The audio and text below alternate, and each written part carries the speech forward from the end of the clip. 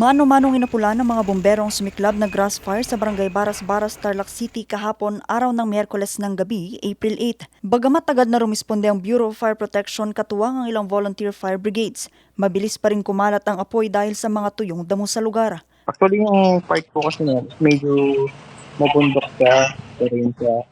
So, nagkaroon po ng hard time na mapasok ng mga pamatutulig po natin yung bundok.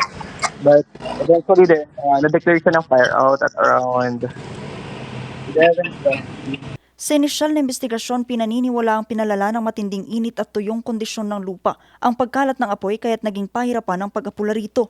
Umabot sa 2 kilometro ng lupain ang nasunog. Under investigation pa rin, but we're looking for the possibility of unintentional fire or yung pagkakaingin. Kasi yun yung based on the information gathered by our investigators, yun nga po may reported na nagkakaingin doon sa parting bundok ngayon. So we are looking for that possibility pa po. Dry season tayo ngayon, and then karamihan ng lupain kasi sa Tarlac is terrain, bundok, kagubatan, and yung mga tubuhan.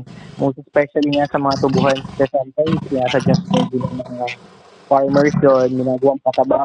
Sa tala ng BFP, Tarlac umabot na sa 200 grass fire ang naitala sa lungsod ngayong taon. Wala namang napinsalang ari-arian sa nasabing insidente at nakaalerto ang mga otoridad kung sakaling sumiklab muli ang apoy.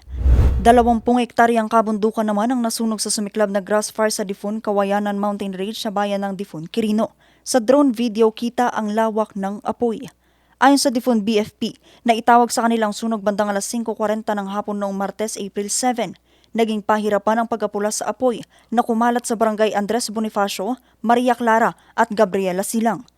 Naideklara ang fire out bandang alas 7:45 ng umaga kahapon, April 8. Wala namang nasunog na mga ari-arian at iniimbestigahan na ang naging mitsa ng apoy. Vanessa Bugtong, Nation on the Move.